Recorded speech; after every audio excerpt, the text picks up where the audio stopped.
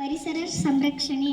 ಪರಿಸರ ಸಂರಕ್ಷಣೆಯು ಮಾನವನ ಹಸ್ತಕ್ಷೇಪದಿಂದ ನೈಸರ್ಗಿಕ ಸಂಪನ್ಮೂಲಗಳನ್ನು, ಗಾಳಿ, ನೀರು, ಮಣ್ಣು, ಜೀವ ವೈವಿಧ್ಯ ರಕ್ಷಿಸುವ, ಮಾಲಿನ್ಯ ತಡೆಗಟ್ಟುವ ಮತ್ತು ಸುಸ್ಥಿರ ಸಮತೋಲನವನ್ನು ಕಾಪಾಡುವ ಪ್ರಕ್ರಿಯೆಯಾಗಿದೆ. ಮರಗಳನ್ನು ನೆಡುವುದು, ಮರುಬಳಕೆ, ಅತಿಯಾದ ಬಳಕೆ ಕಡಿಮೆ ಮಾಡುವುದು ಮತ್ತು ಪರಿಸರ ಸ್ನೇಹಿ ಅಭ್ಯಾಸಗಳ ಮೂಲಕ ಭೂಮಿಯ ಆರೋಗ್ಯವನ್ನು ಉಳಿಸುವುದು ಇದರ ಮುಖ್ಯ ಉದ್ದೇಶವಾಗಿದೆ. ಪರಿಸರ ಸಂರಕ್ಷಣೆಯ ಪ್ರಮುಖ ಅಂಶಗಳು: ಮರಗಳನ್ನು ಬೆಳೆಸುವುದು, ಅರಣ್ಯನಾಶವನ್ನು ತಡೆಗಟ್ಟಿ ಹೆಚ್ಚು ಮರಗಳನ್ನು ನೆಡುವುದರಿಂದ ಆಮ್ಲಜನಕದ ಮಟ್ಟ ಹೆಚ್ಚಾಗುತ್ತದೆ ಮತ್ತು ಹವಾಮಾನ ಬದಲಾವಣೆಯನ್ನು ನಿಯಂತ್ರಿಸಬಹುದು.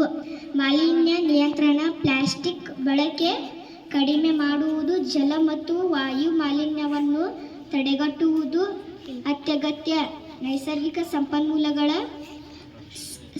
ಸಂರಕ್ಷಣೆ, ನೀರು, ವಿದ್ಯುತ್ ಮತ್ತು ಖನಿಜಗಳ ಮಿತ ಬಳಕೆ ಮತ್ತು ಮರುಬಳಕೆ ಮಾಡುವುದು.